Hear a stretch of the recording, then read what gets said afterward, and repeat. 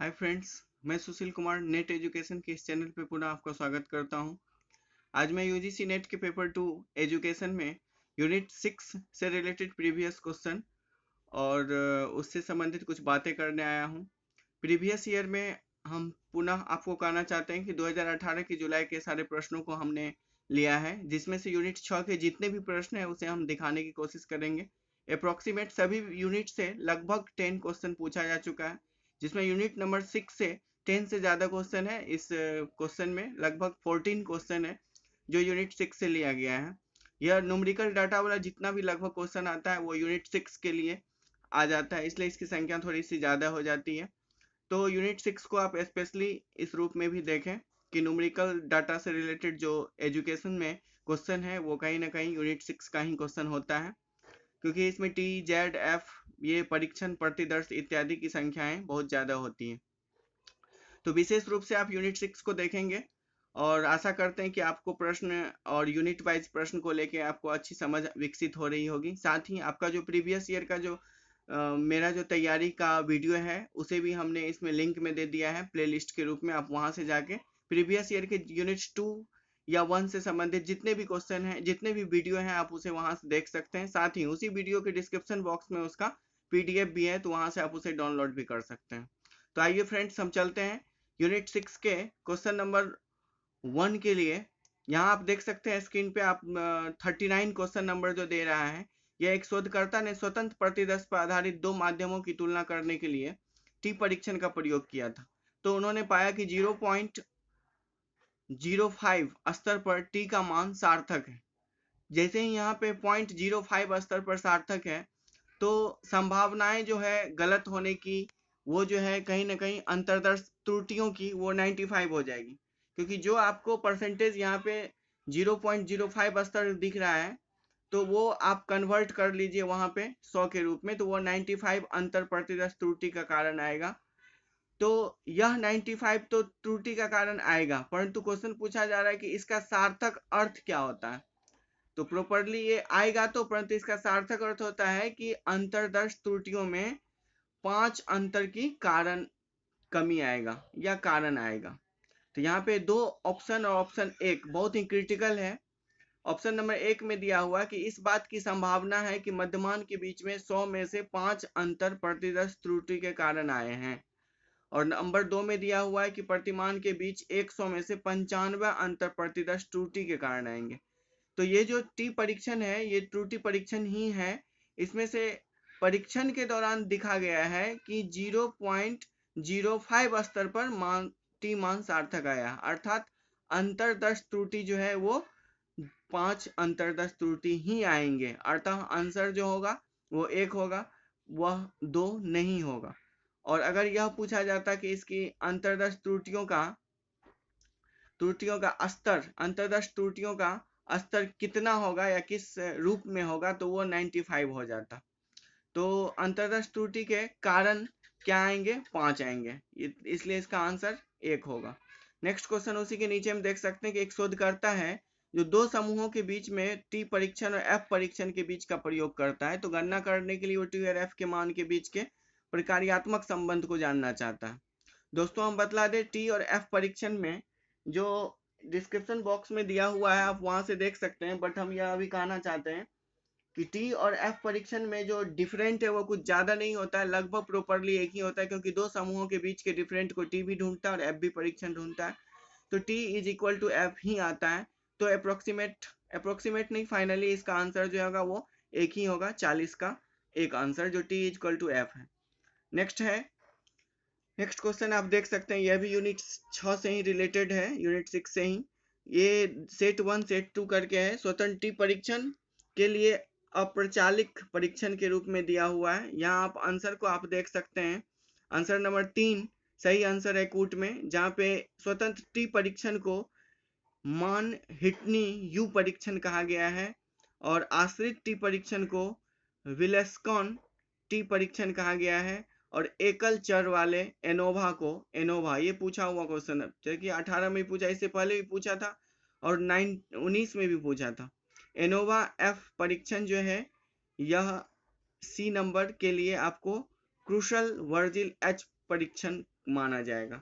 तो प्रॉपरली इसको हम अगर देखें तो हमारा आंसर जो है वो 3 होगा, जिसमें आप देख सकते हैं कि स्वतंत्र टी परीक्षण के लिए हिटनी यू परीक्षण, आश्रित परीक्षण के लिए विलेस्कॉन टी परीक्षण और एनोवा परीक्षण एफ परीक्षण के लिए क्रूस्कल वाजिल एच परीक्षण मान्य होगा। तो ये आपको याद रखना है क्योंकि ये हमने पीडीएफ में दिया है, वहां से आप इसे देख सकते हैं। नेक्स्ट क्वेश्चन आप यहाँ देख सकते हैं कि प्राप्तांकों के समान वितरण में Z-1 Z पर अंक प्राप्त करने वाले छात्रों का शतमत अनुपस्थिति अनुस्थिति क्या होती है। जाहिर सी बात है जेड परीक्षण में जो ये अनुस्थिति होती है लगभग 30 प्लस मानी जाती है, लेकिन -1 लिखने के कारण और भी ये ज्यादा होगा, तो यह 48 मानी गई है और 48 है। यहाँ आंसर जो है 3 ही होगा। नेक्स्ट क्वेश्चन आप यहाँ देख सकते हैं कि एक प्रतिदर्श वितरण में N 300 है और M 60 और SD जो है 12 है। SD का अर्थ हुआ स्टैंडर्ड एरर, जो वो एक प्रकार का 12 के रूप में दिख रहा है। तो 48 से अधिक अंक प्राप्त करने वाले व्यक्तियों की संख्या क्या होगी।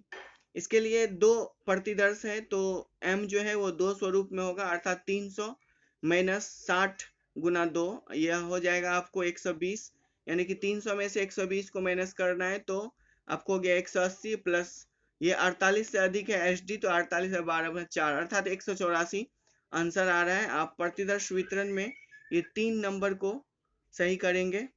और ये प्रतिदर्श वितरण के लिए हमने सूत्र लिखा है जो पीडीएफ में दिया हुआ। आप यूजीसी नेट के पेपर 2 एजुकेशन से रिलेटेड जो भी पीडीएफ है हमारे पास, उसमें यूनिट 6C के पीडीएफ में जाके देखिए, यूनिट 6C के वीडियो के पीडीएफ में, तो आपको मिल जाएगा इस तरह के सॉल्व बनाने के लिए। नेक्स्ट क्वेश्चन आप देखिए यूनिट 6 से यहाँ पर कि चर x और y के ऋणात्मक सह संबंध गुणांक -0.48 है, तो दोनों चरों में समान चरता का अनुपात क्या होगा। तो जैसे ही x और y चर के सहसंबंध गुणांक -0.48 है, तो इसका सहचरता अनुपात जो होगा वो 0.48 ही होगा, इसलिए आंसर यहाँ भी 3 टिक किया हुआ है। नेक्स्ट आप देख सकते हैं यूनिट 6 से रिलेटेड ही हमारे पास और भी प्रश्न हैं इस यूनिट के। यहाँ आप देख सकते हैं बहुल सहसंबंध के अधिकतम मान का आकलन करने के लिए कौन सी शर्त पूरी की जानी चाहिए। तो यहाँ पे स्वतंत्र 1 नंबर में है कि स्वतंत्र चर का आश्रित चरों के साथ अधिक सहसंबंध होना चाहिए, यह सही नहीं है। स्वतंत्र चरों का आश्रित चरों के साथ संबंध अगर अधिक संबंध हो जाएगा तो फिर मान का आकलन करने के लिए यह सही नहीं होगा। दूसरा है कि स्वतंत्र चरों का एक दूसरे के साथ कम सहसंबंध होना चाहिए, नहीं ना कम होना चाहिए ना अधिक होना चाहिए, जैसा है वैसा ही होना चाहिए, अर्थात ना ही एक सही है और ना ही 2 शर्त आवश्यक या सही है। तो इस तरह से आंसर जो है 49 का वो 4 होगा, ना तो शर्त 1 और ना ही शर्त 2। नेक्स्ट आपको देख सकते हैं नेक्स्ट क्वेश्चन है कि समकक्ष प्रतिदर्श का प्रयोग कर किसी शोधकर्ता ने 100 परीक्षणों में से 95 के अंतर्गत सहसार्थक संबंध स्थापित किए हैं। तो शून्य परिकल्पना के अनुसार इसमें क्या अल्फा का स्तर होगा। जैसे ही 95 किया है तो ये 0.05 के रूप में इसका सार्थक सहसंबंध होना चाहिए, तो ऑप्शन नंबर 3 इसका सही आंसर होगा, यहाँ आप देख सकते हैं। नेक्स्ट क्वेश्चन आप यहाँ देखिए 6 का सेट 1 और सेट 2 करके दिया हुआ है, इसमें से ही आपको आंसर ढूंढना है। तो गुणात्मक शोध के रूप में आप यहाँ देख सकते हैं 6 नंबर में गुणात्मक शोध के रूप में सेट 1 सेट 2 के नीचे एक आंसर दिया हुआ है, इसे आप देखिए यहाँ ठीक से। कह रहा है कि प्रतिदर्श के उपागम जो है वो गुणात्मक सेट 1 में है और सेट 2 में है विशेषता है। सेट 1 के पॉइंट है जो अत्यंतिक इकाई वाले प्रतिदर्शन क्या होता है। तो अत्यंतिक इकाई वाले प्रतिदर्शन जो है इनमें से असमान इकाई की अपेक्षा रखता है, तो 3 होगा इसका आंसर 1 का। और नेक्स्ट है स्वदेश प्रतिदर्शन क्या है। स्वदेश प्रतिदर्शन जो है वह एक उपयुक्त संबंध में से निर्णय के अनुसार इकाई की चयन की अपेक्षा करती है, तो इसका आंसर 5 होगा।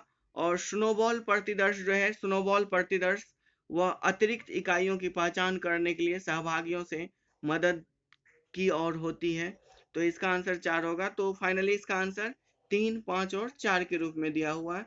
इसके डिटेल्स आपको मिल जाएगा पीडीएफ में, ये यूनिट 6 बी और सी के रूप में, यहाँ आप देख सकते हैं इसको। नेक्स्ट है हमारा नेक्स्ट क्वेश्चन जो यूनिट 6 से रिलेटेड है। यहाँ भी देख सकते हैं 2 क्वेश्चन आपको दिख सकता है। यह है कि कक्षा 12 में 10 छात्रों को यादृच्छिक रूप से लिया गया है और 3 सप्ताह तक योग प्रशिक्षण उसे दिया जाएगा, तो उनकी स्वास्थ्य जीवन शैली की तुलना के लिए ऐसी प्रशिक्षण नहीं दिया गया था। तो शून्य परिकल्पना के आधार पर किस प्रकार की सांख्यिकी परीक्षण उपयुक्त होगा जो करना चाहिए। यहाँ आपने एक ऑप्शन में देखा था अभी विल्कोन्स टी परीक्षण जो होता है, यहाँ आपने ऑप्शन में देखा था ये विल्कोन्स टी परीक्षण जो है यही इसका राइट आंसर होगा, क्योंकि ये जो है विल्कोन्स टी परीक्षण जो है यह आप यहाँ देख सकते हैं आश्रित परीक्षण कहलाता है। यहाँ आप देखिए विल्कोन्स टी परीक्षण जो है ये 4 नंबर, इसको आप देख सकते हैं यह एक प्रकार का आश्रित टी परीक्षण कहलाता है। तो यहाँ जो स्टूडेंट लिया गया था, यहाँ आप देखिए कक्षा 12 और 10 के लिए जो स्टूडेंट लिए गए हैं, तो 10 छात्रों को यादृच्छिक रूप से लिया गया है। कहीं ना कहीं यह आश्रित परीक्षण को लेकर यह विल्कोन्स टी परीक्षण इसका आंसर होगा जो 3 में दिया है। नेक्स्ट क्वेश्चन आप यहाँ देख सकते हैं मध्यमान 100 प्रमाणिक विचलन मान 20 है और समूह की संख्या 100 होने पर विश्वास जो है कॉन्फिडेंस के 0.01 स्तर का वास्तविक मध्यमान पाया जाएगा। तो 0.01 स्तर का जो वास्तविक मध्यमान पाया जाएगा वो किस रूप में होगा। इसके लिए ऑप्शन नंबर 4 हमने टिक किया है, 4 सही है। और जनसंख्या मध्यमान के लिए 94.8 से 105.2 के बीच, इसको अगर आप इक्विवेलेंट करके देखते हैं तो ये 200 पुरता है और 200 ही मध्यमान और समूह की संख्या 100 होने के बाद आपको 200 कॉन्फिडेंस के रूप में 200 के रूप में कॉन्फिडेंस ढूंढना होगा। तो यह कॉन्फिडेंस 94.8 और 105.2 के बीच ही दिखेगा। तो फाइनली इसका आंसर 4 माना जाएगा। तो इस तरह से फ्रेंड्स हमने यूनिट 6 से रिलेटेड कुछ क्वेश्चन जो है जो 18 जुलाई में पूछा गया था उसे हमने दिखाया है और आपको प्लेलिस्ट के रूप में पीडीएफ एंड पूर्व के जितने भी वीडियो है वो आपको दिया गया है। आप वहां से इसे देखिए और इसको बहुत ज़्यादा देखने से आपकी स्पष्ट हो जाएगी। साथ ही अगर किसी प्रकार की और भी समस्या होती तो इसके लिए आप कमेंट कीजिए, वो कोशिश करेंगे हम उसको भी सॉल्व करने की। Thank you for watching friends, thank you.